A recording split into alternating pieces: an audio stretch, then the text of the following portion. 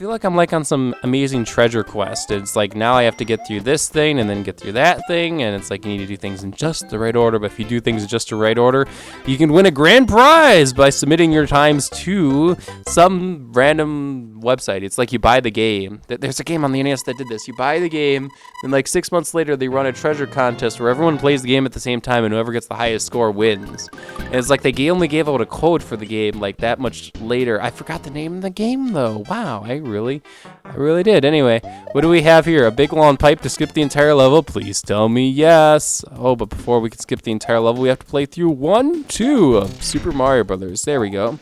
Once again, showing off to you what Lunar Magic can do. Did you ever want to play 1-2? Yes, I guess I have to play legitly now because I am an idiot with my cape. You need to take better care of your capes, Milesluigi. You know, I actually put them in the laundry and clean them once every so often. Like, okay, capes, you have to clean every day. But I think it's a reasonable expectation. There should be a one-up mushroom up there. A reasonable expectation, you know, for you to, I don't know, clean that cape every once in a while. You know, oh, hey, it's a little dirty. Let's go ahead and clean the cape. Or, you know, maybe once every week, maybe some of your stench gets off on the cape. And it's like, you just throw the cape into a washer and dryer cycle. And it's like, okay, good as new. Now, there should be a one-up, not a one-up mushroom, a regular mushroom in one of these blocks. Removed from Super Mario World Central for not recreating the original level well enough. Oh, and I can run backwards. Yeah, okay, so World 2, World 3, or World 4. I'm going for World 2, and we restart the level. Okay, I'm going with World 3, and we are restarting the level. I'm going with World 4, and I am still restarting the level. I suppose these are all on the same screen now that I realized it. So all the pipes are probably just linked to the same thing because they're all on the same screen. And if you don't know what I'm talking about, you guys need to learn your Lunar Magic. You need to start looking through that Lunar Magic user guide and be like, oh, cool. At which point you can make your own Mario ROM hacks. However, if you said be a ROM hack, I'll be like, this is an ancient Super Mario World ROM hack. Wow, what did I just do? I jumped into a Goomba. Inherently, it's like now if you could time travel, go back in time, make a ROM hack around the 2002-2003 era, and then somehow ensure that it ends up in Higsby's Ancient Super Mario World ROM hacks folders. I guess your ROM hack could be one of a giant plethora of ROM hacks in that folder for me to possibly play whenever I wanted to pick up an Ancient Super Mario World ROM hack. That'd be such a waste of time travel, though. It's like, oh, hey, we can time travel now. Was that supposed to be a flagpole? It looks like it was set up quite like a flagpole, but instead we have made it to a pipe on a bridge with cutoff. And I guess we're actually going through World 1 of Super Mario Brothers in the moment. And no fire bar pack here. Looks like we got grinder and chain. Now the cool thing about grinder and chain is I can do that, so we don't have to deal with ridiculously, stupidly long fire bars in our way. So if we just make clever usage of our passageway through here and not die to fireballs. And is there actually going to be a Bowser at the end? Oh, a Bowser statue. Unfortunately, our hacking amazingness is something that isn't a thing in 2001. Not that I blame them. I mean, it's really cool that we have all these awesome levels that are being made. Wow, I am literally going through Super Mario Brothers at this point. It's just like all the levels of Super Mario Brothers must be remade and made so that we have the Goombas that you can pick up and toss around and all that fun stuff, and the vine is just there. If we go up to the vine, there is a pipe, but you want to, I'm not even going to take that because, you know, we're running low on time, and I don't have enough time to beat the original Super Mario Brothers, so let's reach into the level. Thanks, K. Goodbye. Thanks, K. Bye. Yes, that'd be super wonderful. Okay. All right. What was the point I was trying to get at? Oh, yeah. We all need to learn our Lunar Magic a little bit better so that we understand the amazingness and also some of the limitations that can happen in Super Mario World. There's even like Super Mario Brothers X is a thing so that you don't have the same kind of limitations an SNES had. A Super Nintendo Entertainment System. Now you're playing with Power Super Fire.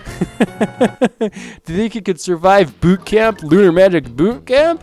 Well, first, let's go back to the basics. Play this ROM hack that came out in the beginning. Actually, this probably actually wasn't the legit, oh god, spikes are coming down. The in the beginning ROM hack. Now that would actually make for an interesting documentary, a documentary about Mario World ROM hacking and Lunar Magic and all that fun stuff. And you'd start it off, in the beginning there was FuSoYa and there was Lunar Magic. And from there grew this and that and these and those, and look at what you can do with Mario ROM hacks. Well, the thing is, to have a successful successful documentary, you have to have something that people are interested in talking about. I just barely made it. So I guess while I would be really interested in a Mario World documentary, or at least Mario World ROM-hacking documentary, I am boned. Okay, let's figure out what we were supposed to do here. I think we were actually supposed to run back over to here, not die to the spikes, and we should have a switch. Okay, yes we do. Yes we do. We have figured it out. I would be interested in it, but I don't know how many other people would be interested in it. It's like even something basic. There's documentaries, lots of them actually made on, oh hey, My Little Pony is kind of a thing and guys like it, and it's like, yes, it's something people are interested in. I don't know how many people would be like, oh my gosh, there's lots of, I died to something. There's lots of Super Mario World ROM hacks. Cool. And unfortunately, that's kind of more of a niche market. It's like you need to get your documentary out to a general audience, and it's like you don't sell Mario World ROM hacks to a general audience, but Super Mario World itself it's a gaming topic. It's like, oh, hey, gamers are interested in this thing because it's like, hey, look at this game. You have these basic rules and subsets, and it's like you can make this much more content from the game. It's just the game itself is that brilliant. It's like, look at all these additional, basically, all Mario ROM hack could be thought of as DLC, or at least could theoretically be DLC for Super Mario World. Oh gosh, wow. There's been thousands and thousands and thousands of ROM hacks. The theoretical, like, profit Nintendo would have if they would just have one guy out there, one guy in their staff, he'd be like, you're the guy who makes Mario World ROM hacks, okay? Release these as DLC, release a ROM hack like once every 2 months, it has like a world or two, and charge like $1 or $2. Wow, okay, I am so dead, even though I got the midway point. It was totally worth to get the midway point, though. I want to get it to get the midway point, so let's see what that midway point is for. Hopefully it's a properly implemented midway point. Lunar Magic was sophisticated. Okay, that's totally an awesome midway point because I just skipped part of the level. Alright, now here, run like hell. Okay, yes, I'm going to run like... I died because I ran like hell. I died because I ran like hell. Okay, I am not going to run like hell. I am just going to be patient until the big spiky, very painful looking spikes just finish their cycle. And provided I can make my spin jump right, that would be great. But anyway, I guess just as a theoretical question to the YouTube audience, actually, let me take a step back before I answer that question, because I was talking about, oh, hey, Mario World DLC, except that's not a thing that could really happen because you can't connect your SNES to the internet, and what would Nintendo be thinking by doing something like that? But, of course, you have that Mario Maker game coming out in the near future, and it's like, oh, hey, you could, like, do Mario Maker DLC, and I'm not joking when I say that. Nintendo could release Mario Maker, but, like, every few months, it's like, oh, hey, here's Nintendo's sponsored, I need a P-Switch. I need to find a P-Switch somewhere. I'm going to go back in time. Back in time, there we go. So Nintendo could release Mario Maker, then like every couple of months, it's like, here's the Nintendo sanctioned Mario Maker level pack. It's like 5 or 6 levels. The thing is, Mario Maker is inherently a very community. I died from something. Wow, okay. I'm gonna wait for the spikes to go all the way down. There we go.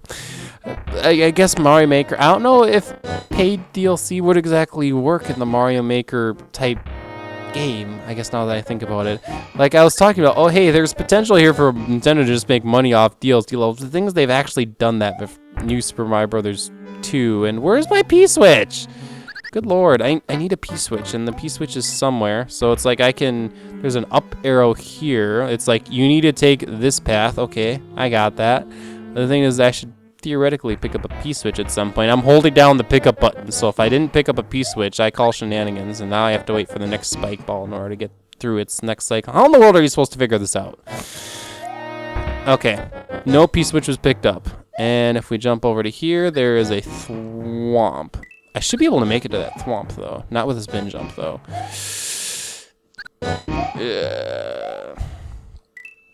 I will need one of these kind of very well timed at the edge of the jumps, unless there's another platform that I'm totally missing out on. Not making it. Maybe I need a full speed blast, which if I need a full speed blast, I actually need a space-time rewind in order to be able to do that. So I guess I will be patient. I'll just wait for a platform to save me. Save me, platform. Something. I have no grace. Wow. No style, no grace. This level makes a funny face. Okay. There we go. So, now that I know I need to full speed blitz this, so let's, okay, I need to actually time my jump so I don't die from that spike, but I land on the, I don't think that's actually possible. Wow. Yeah, no, not without losing all my momentum, which means, I have to go back to my recourse of finding the P-switch. Actually, there's something I haven't checked yet. Back over here, I died.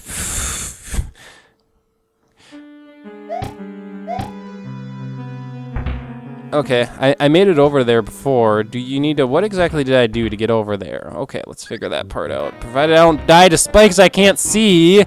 Can't see spikes that are killing me. Remove from Super Mario World Central. Oh man, Higsby, I am stealing your remove from Super Mario World Central joke all day, every day, just because it's that funny of a joke.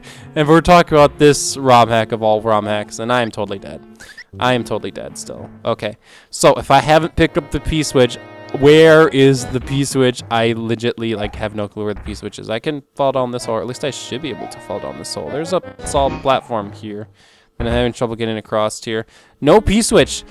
No P-switch. Wow. Okay. No P-switch. I think I'm stuck. I could load state again, but the thing is I'm pretty confident I entered this room through a door, so I couldn't even like, oh hey, is the P-switch in another room? Nope. You are completely shit out of luck. Yeah, that's a terrible way to run this ROM hack too. I wanted to beat World 1. What's up with this? I want to beat World 1, and I can't. Okay. Damn it.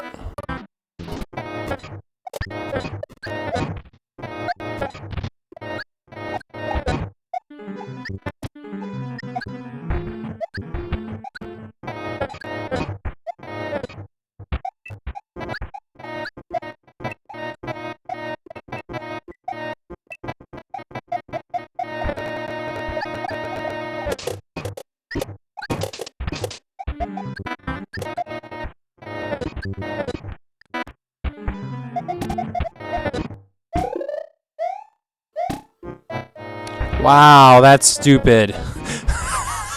A coin block you can't see holds the P-switch. Wonderful. Okay, now, is this jump even possible on the other stand, or do I have to definitely go over on the overside? I'm thinking I'm going to have to go back on the overside, which means, unfortunately, I need a backtrap. I think that's actually supposed to be the hint. Hey, doofus, take the up arrow. It's actually possible that way. You know what? I'm going to space-time rewind, because I don't want to deal with that. Deal with that. Okay, so, on the edge of the, possible plane of reality, quite literally, because we couldn't even see past there. We have managed to figure out how we're going to get past here, and unfortunately I'm not going to make it past the giant log of spiky doom, so I guess I need to wait for another cycle for this to get through. There we go.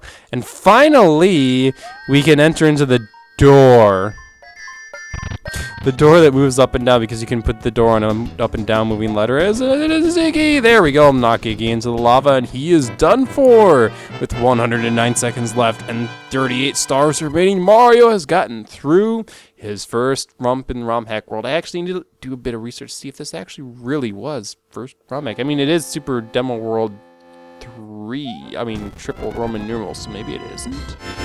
Mario's defeated the Demented Iggy Koopa. Oh, Iggy, you are demented forever.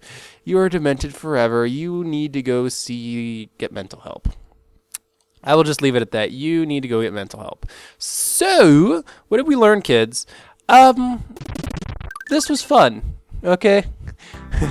Our Ancient Super Mario World ROM hacks don't necessarily all have to be crappy, and I'm kind of happy we nailed an Ancient Super Mario World ROM hack that actually wasn't crappy. So, this ROM hack does continue on, and there is actually a legit good ROM hack called Super Demo World: The Legend Returns. I believe that's the name of it.